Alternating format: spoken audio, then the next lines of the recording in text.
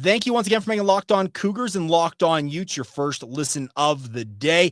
All right, JT. So the NFL draft starts tonight, and I'm going to make a buzzkill statement right out of the chute. If you're expecting to hear a Ute or a Cougar have their name called on night one, you're about to be disappointed.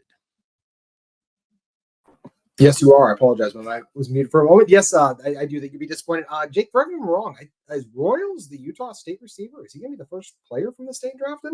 Yeah, Jalen Royals likely. There's been some projections as high as the second round, but even then, that's not till tomorrow night. Yeah, so no first-round Utes and no first-round Cougars.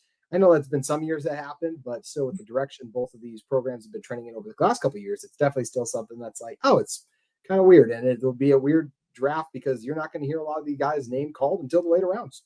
Now, the thing about this is these two programs, speaking of Utah and BYU, as much as the fan bases want to say that they're different from one another, they're similar in this respect, JT, because of the coaching staffs that they have, is they are developmental programs. They will bring in 3-star guys and 4-star guys, and over a period of years. Now, this is changing in this world of NIL and the transfer portal, which we've already discussed ad nauseum, but guys come into these programs, they get coached up, they learn to play their positions the best they can, and then they jump to the professional ranks. It can go a 2 or 3 year cycle before you see kind of that bumper crop of talent. And Utah's proven this a lot recently, where you see a big year with, I remember the Jalen Johnson draft when he went to the show. That was a really good draft overall for Utah, it felt like. Well, I think BYU, they're still lagging a bit now that they're the Power 4 level. In time, BYU is going to get to essentially, I think, that same developmental cycle where every 2 or 3 years, you'll see a surplus of talent come out of one of these programs and get drafted. This year, just so happens, it's one of the down years, if you want to use that example, for both these programs. But that does not mean that we're not going to see guys have their names called. Who do you expect Utah to have their name called this weekend? As of right now, I think Junior Tafuna will be the first name off the board for Utah, the defensive tackle who's been outstanding at Utah for a couple of years. It felt like he made himself some money at the Reese's Senior Bowl, did all right at the NFL Combine too. So I expect him to be the first one. I still think Rennie Reed gets drafted. There's not been a lot of buzz, as you made a great point about Jake, and during the pre-draft process for him. But he's a guy that he was so productive when he was on the field. Maybe there's some injury concerns there, and maybe a little undersized. But I like Reed's game. I think he finds a way to get drafted. Honestly, the third cute is one I just think is kind of was a guy that was overlooked because of how weird the cycle was. I think Dorian Singer is going to get drafted. Then maybe people are surprised by that, but Devon Bailey got drafted last year, and I felt like Singer. I think he was only like 100 yards off Bailey's production, which with what I could argue was even worse quarterback play than what he had the year before. So Singer's the other guy. Then the Van Fillingers of the world, the Connor O'Toole's, the Brant Keithy with his medical. How does that end up bearing into things too? The Zamiah Vaughns. I don't think the Kai Bernard gets drafted, but there's a lot of Utes who are going to try and make a run at this year, but there's also just a lot of talented college players too. So as of right now, I'm going to say only 3 Utah football guys hear their name called. How are you feeling about BYU's prospects? Well, this is going to make Utah fans feel good in a way. I don't think BYU will have 3 guys have their names called. I just looking at mock drafts, and they are mock drafts for a reason. Obviously, they are not in the war rooms of these respective teams in the NFL, but I'm expecting 2 guys to have their names called from BYU, and the 2 that I'm looking at are Tyler Batty and Caleb Etienne. Now, Tyler Batty has been like this known commodity for 5 years at BYU. He's been a guy that NFL teams have looked at, they've evaluated, they've scouted heavily. I think that some team's going to take a chance on him day 3. We're talking rounds 4 through 7. I would guess probably round 6 or 7, just based on his age. And then Caleb Etienne, JT, I'm telling you, this guy was borderline unplayable in 2023 for BYU when this was that 5-7 season. He just couldn't stay on the field. This past year, though, he switches back to left tackle, his preferred position for BYU, and under TJ Wood's direction, emerges an absolute force on the blind side for BYU, and then goes to the Big 12 Pro Day and blows it up. His numbers were elite. He ran the hand times were sub 5-second 40s. I know that because I had one of his agents tell me that. The official number was just shade over 5 seconds, but it's 6'9", 300 and whatever pounds he is. The way he moved, the way he played, and more importantly, the length of his arms and the 225-pound bench press for him, he made himself, I think, a viable NFL draft prospect, and I expect him to come off the boards at some time in the 6th or 7th round as well.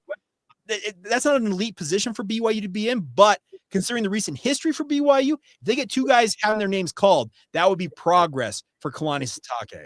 Yeah, and I think Utah over the past decade has led the Big 12 in players drafted. So just if Utah can even get a couple guys in a down year, and man, there's some guys too. Like you look at Orlando Barton, I thought for sure he'd be drafted in the first couple rounds. Entering this season, he has a bit of a down year. Decides to end up coming back. Teo Johnson was a guy I thought had potential to really break out at safety. Another one who will be coming back for this Utah team too. But one thing I'm excited for, Jake, is I'm curious to hear your thoughts on BYU. I know for Utah next year, like I'd be shocked if Spencer Fano's not a first round pick. So that's one right away that I'm like, okay, next year should be an even better year for Utah. And this year you'll just be able to keep a couple of guys getting drafted. And it'll be interesting to see where these guys kind of find their homes too. Well, okay, so thinking ahead, so yeah, if we're projecting out ahead, JT, yeah, Spencer Fano, that kid is an absolute stud. I got no problem saying that from the BYU side of things. I love the way he plays the game, and he's an absolute sensation. From BYU side of things, next year could be a bumper crop for them because I'm thinking of Jack Kelly and Isaiah Glasker in particular. I think both of those guys are going to be really fast risers in this upcoming NFL draft cycle. We're talking 2026. I think Chase Roberts, with the season he's poised to have, if he stays healthy, even though he's a little bit older of a prospect, having served a mission, I still think he gets a look. I think also guys that are on the offensive line for BYU right now, like an Austin Leuso or a Waylon Lapuaho, the way that they have played the last couple of years, they have become NFL draft prospects. Andrew Gentry transferred in to BYU from Michigan with the whole thought that he was going to improve his draft stock and maybe hear his name called. We've had Aaron Roderick also say that he thinks that BYU has multiple guys that haven't really emerged yet that he believes are NFL draft type prospects. So this cycle, the 2025 cycle, yeah, it's been a down year relative to the hype and expectation for the draft, but 2026 looks pretty bright on both sides, doesn't it? It could. That's also one of the reasons I was so upset about losing Keanu Tonavasa is because I think he's another guy, has a chance to be one of those guys next year. The one thing for Keanu is he only played, was it 7 games last year for Utah, if I recall correctly? I believe so, yeah.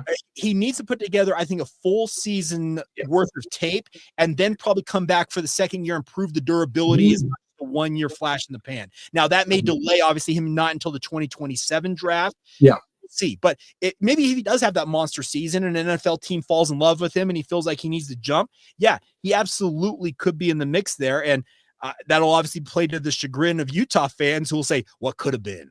And what could have been exactly. I think other guys, Utah, some DBs that'll have a chance to be in the draft next year too. Orlando Barton is the other one. Obviously, we already mentioned him. He should be right up there as well too. I'm curious to see some of the other guys that Utah has along the defensive line, maybe the safety room, how they'll kind of fall into place too. But Utah should at least have one player drafted in each of the first and second round last year, which I do think would be an accomplishment for the university. And like you said, Jake, BYU could be right there. If there's one thing we are united on, it's that the talent in the state of Utah is very strong. Not all the guys we've mentioned are from Utah, but a lot of them are. And this state is rich with high school football talent that both go on and represent Utah and BYU and make it to the NFL level. And those guys that are from the state are guys that we both can root for. So we do have one thing in common. Yeah, we do have that. Now, final note, you mentioned Kalani Reed. He's a great story. Former walk-on who emerged as a team captain, was a force for Utah.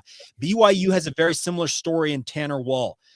He obviously is going to be a team captain this year for BYU at safety. He's been an incredible free safety in Jay Hill's defense. I think that Tanner Wall, if Kalani Reed gets drafted, he'll be the guy, the walk-on who made good on his bet on himself and obviously made it to the highest level. And even if he doesn't get drafted, he gets that free agent. Mm-hmm.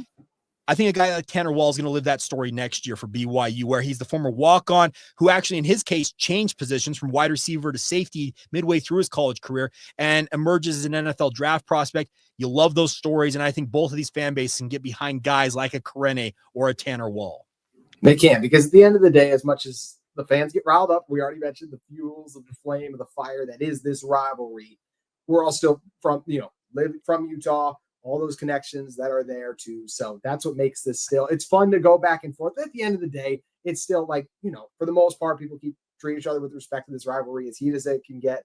And it's something I'm excited. I do root for those stories, the individual guys that walk on and have that type of success. I root for them outside of course, when they play Utah.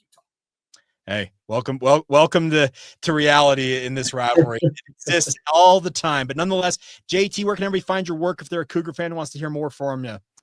Well, if they exist and want to hear more from me, I greatly appreciate it. But you guys can head over at Locked On Utah on YouTube as well as on X, my personal handle, at JT Wistersill. Jake, you're the best. Always enjoy coming on with you.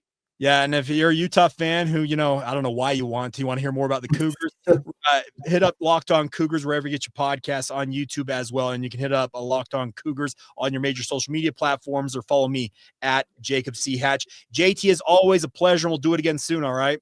Look forward to it, Jake.